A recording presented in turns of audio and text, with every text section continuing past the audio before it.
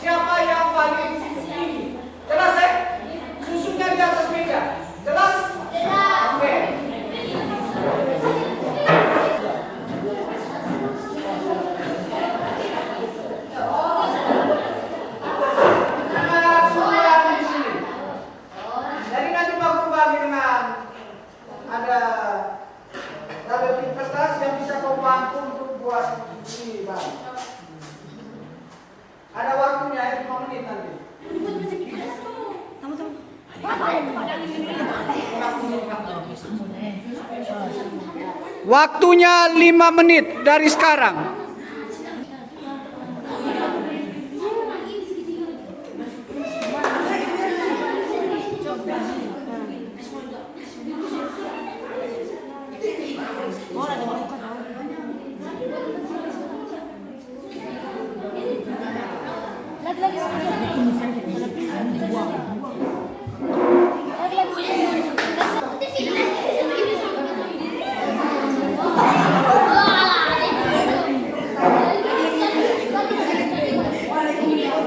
Lebih serius, lebih serius.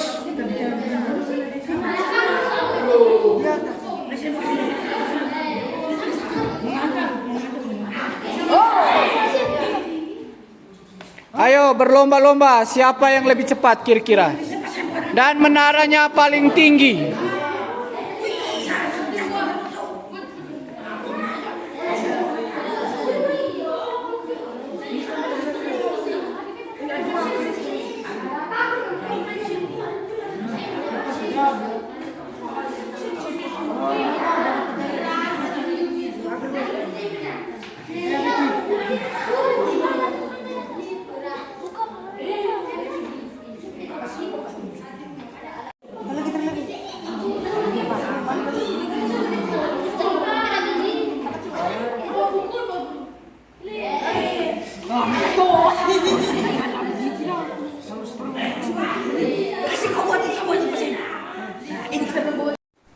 Yang pertama, ketika menara kalian goyah atau roboh, bagaimana perasaan kalian dan apa reaksi pertama yang muncul dalam diri atau kelompok? Apakah ada rasa frustasi, putus asa, ingin menyalahkan atau justru semangat untuk segera mencari solusi? Ceritakan bagaimana emosi ini berpengaruh kepada langkah kalian selanjutnya. Pak Guru, kita kesediaan satu orang. Oke, Eren, silakan. Ya. Kalau namanya goyak ini, kartu ini goyak atau robo, apalagi kalau teman-teman yang buat tuh, itu menurut satu emosi kayak macam mana ya? Kita sudah perjuangkan sama-sama, berada yang kesiru satu, itu tuh memang benar-benar menyakitkan sekali, apalagi dari teman-teman kelompok sebelah tuh. Oke. Tepuk salut untuk Erin. Tepuk salut. Salut, salut. Salut, salut.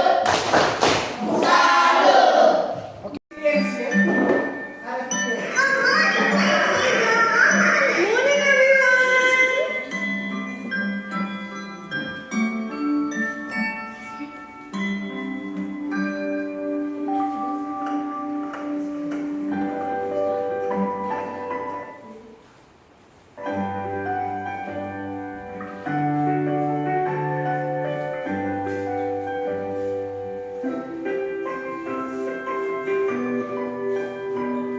Who does it look like? It looks like me. That's right. I want you to do everything that you can to knock your toy down.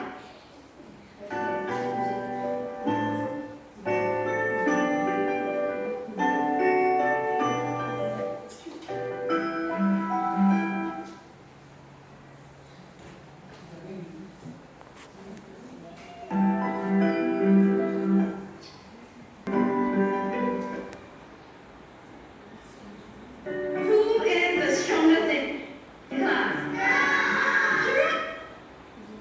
Come on now, Steve. I'm going to give.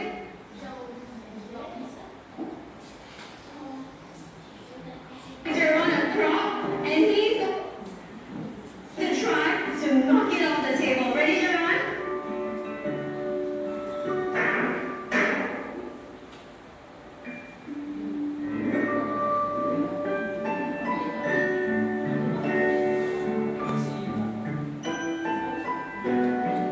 Okay, children, who can tell me what it means to have resilience?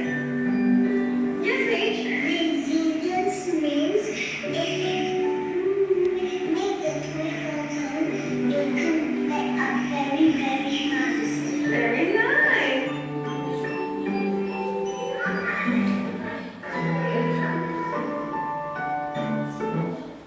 Oke.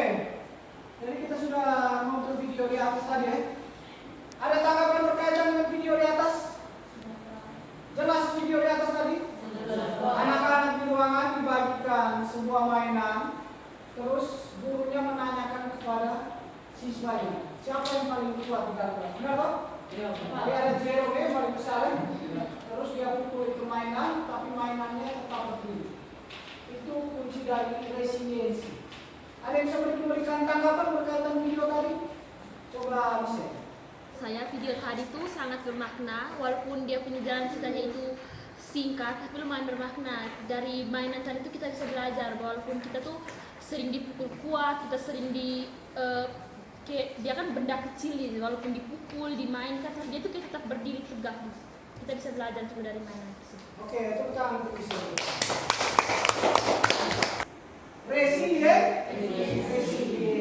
Resiliensi itu daya lebih. Ketika kau jatuh, kau akan bangkit lebih kuat dan lebih cepat. Paham ya? Kalau kau jatuh, bangkit lebih kuat atau bangkit lebih cepat. Kenapa seperti itu? Karena ada hal-hal seperti ini ya. Sekarang itu kan banyak sekali ya, kasus bullying, kekerasan, baik verbal dan verbal. Pengaruhnya sangat banyak sekali. Kalau anak tidak memiliki resiliensi atau daya lenting, bisanya sepertinya kejadian seperti ini. Dibully karena tidak ada daya lenting lagi, resiliensi, maka terjadi seperti ini. Gantung diri, mungkin minum racun, putus cinta, lompat di jembatan, bisa saja terjadi seperti itu. Karena itu tidak ada daya lenting, tidak ada daya resiliensi tadi. Ada beberapa contoh sini ya. Sering diejek tak punya ayah di SD di Banyuwangi tewas gantung diri. Yang ketiga itu siswa SMP bunuh diri saat HP disita. Momen terendah dalam hidup. Saya merangkumnya menjadi 3 hal penting dari buku ini. Pertama, kenapa harus menjadi tangguh? Apakah kamu menjalani hidup sesuai dengan potensi yang kamu miliki? Sayangnya banyak orang tidak berada di level tersebut. Mereka sehari-hari terjebak dalam kekecewaan dan kegagalan. Dua hal ini ibaratnya menjadi momok yang mengakui hidup yang mereka jalani. Jangan berkecil hati. Kita bisa belajar mengatasi kesulitan tersebut dengan belajar untuk jadi tangguh. Perlu kamu sadari, tidak ada manusia yang bisa lepas dari rasa sakit, ketakutan, atau keraguan. Tapi kita punya pilihan, entah kita menyerah pada keadaan. Lihat ada apresiasi, koreksi, dan apresiasi. Ada gambar ini? Burger ya? Burger itu ada 3 bagian. Ada lapisan bawah, tengah, dan bagian atas. Ini contoh bagaimana kita memberikan kritik atau saran kepada orang lain. Ini prinsipnya. Kalau sebelum-sebelumnya, masih ingat ketika kita mau ikut workshop? Kita sering memberikan tanggapan kepada teman-teman yang tampil di depan. Ya toh? Kita lebih banyak di tempat pertama itu kita memberikan kritik. Benar seperti itu? Ya. Kamu kurang ini, kamu kurang ini. Benar ya? Kita lupa memberikan apresiasi. Benar toh? Jadi prinsip yang benar itu ada ini. Apresiasi, koreksi, dan apresiasi lagi. Kita bacakan coba. Kamu minta Pierre coba baca dari atas dulu. Apresiasi, koreksi. Contohnya. Bapak, apresiasi. Kamu sudah menyerahkan upaya terbaik. Oke, yang kedua. Bagaimana agar kamu bisa mengurangi waktu nonton dan mengalokasikan lebih banyak waktu untuk latihan. Yang ketiga. Bapak percaya kamu pasti bisa. Oke, tentang buker. Lebih baik. Dari 3 buker ini merupakan gambaran dari prinsip AK ya. Apresiasi, koreksi, terus kita harus mengapresiasi kembali. Kita lihat di atas ya. Bapak apresiasi kamu sudah mengerahkan upaya terbaikmu. Apresiasi dulu ya. Ketika dia tampil seperti itu kita apresiasi dulu. Setelah itu di bagian kedua kita koreksi, memberikan kritik atau saran atau masukan ya. Bagaimana agar kamu bisa mengurangi waktu nonton dan mengalokasikan lebih banyak waktu untuk latihan? Kita koreksi, kurangnya di mana, kritik yang kita berikan. Di bagian terakhir itu kita harus beri apresiasi lagi. Contohnya, Bapak percaya kamu pasti bisa. Jelas ya? Jelas Pak. Prinsip AK yang ada, apresiasi, koreksi, dan apresiasi lagi. Setelah kamu melakukan aktivitas di aplikasi terakhir, Pak minta salah satu orang untuk memberikan prinsip dalam AK ini. Pak minta kesediaan kuil. Jadi saya akan mencontohkan prinsip apresiasi, koreksi, dan apresiasi. Ya. Jadi yang saya contohkan ini yaitu solo vokal dari Cika. Jadi Cika itu sudah bagus penampilannya, tetapi Cika itu harus lebih fokus lagi ambil nada, harus lebih banyak penguasaan panggung, suaranya juga harus lebih besar. Saya yakin kedepannya Cika akan memperbaikinya dan bisa lebih baik lagi. Terima kasih. Oke, jadi baik, terima kasih untuk waktunya hari ini. Materi pengibasan dari Bang Guru berkaitan dengan resiliensi sudah selesai. Di terakhir sebelum kita pulang kita akhiri kegiatan dengan doa. Bang Guru minta kesediaan satu orang. Oke, bisa.